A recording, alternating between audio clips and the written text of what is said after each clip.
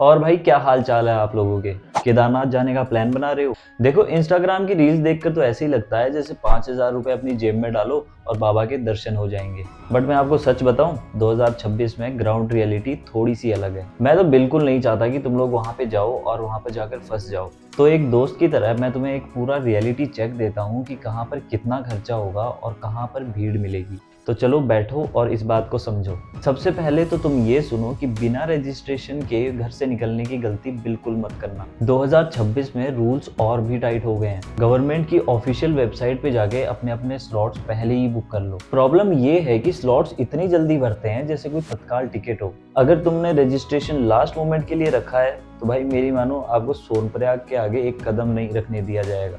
यहाँ पर मेरी एडवाइस ये रहेगी कि आप लोग 1 महीने पहले ही रजिस्ट्रेशन चेक करो। और हाँ, फोन में क्यूआर कोड तो रखो ही, उसके साथ साथ 2-3 पेपर प्रिंट्स भी अपने साथ जरूर रखना। तो चलो अब बात कर लेते हैं रास्ते की।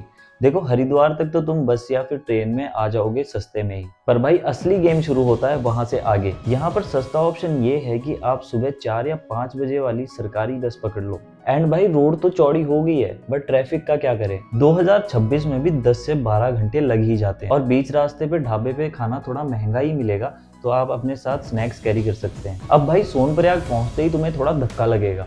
इतनी भीड़ और वहां से गौरीकुंड जाने वाली टैक्सी की लाइन देख के आप बिल्कुल मत डरना। सोनप्रयाग पहुंचकर लोग 200 रुपए का ब्रांडेड रेनकोट ले लेते हैं। मेरी मानो मत लो, क्योंकि गौरीकुंड में 80 रुपए वाला प्लास्टिक रेनकोट मिल जाता है और वो काफी होता है क्योंकि वो एक ही बार यूज करना होता है। एंड सोनप्रयाग में होटल्स इस बार थोड़े महंगे मिलेंगे, अप्रोक्स 2000 से 4000 के बीच में।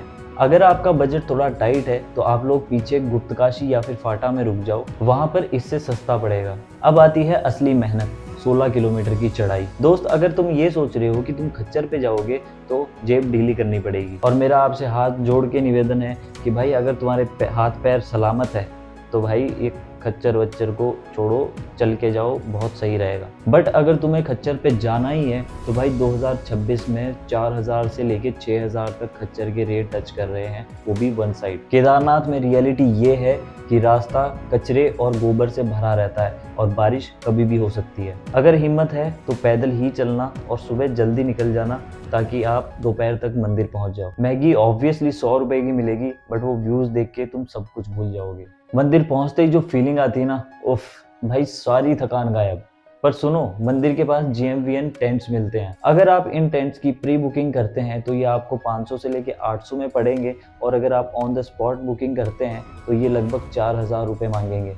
दर्शन की लाइन थोड़ी लंबी होगी, शायद 4 से 5 घंटे लग जाएं। सब्र रखना, बाबा बुलाएंगे तो दर्शन जरूर होंगे। तो भाई अब फाइनल कैलकुलेशन करते हैं। अगर तुम सस्ते में मैनेज करते हो तो 7 से 8,000 रुपए में हरिद्वार टू हरिद्वार हो जाएगा। पर अगर तुम्हें कंफर्ट चाहिए तो 12 से लेके 15,000 मान के चलो। एक प्रो टिप मेरी तरफ से, कैश हमेशा अपने साथ में रखना। ऊपर UPI तो चलता है, बट कभी कभी नेटवर्क धोखा दे देता है। डरना मत, बस तैयारी से जाना। कुछ और भी आप लोगों को पूछना हो तो नीचे कमेंट में बताओ, तुम्हारा भाई बैठा है आंसर देने के लिए। शेयर कर दो ये वीडियो उन दोस्तों के साथ जो हर साल प्लान कैंसिल करते हैं। हर हर महादेव।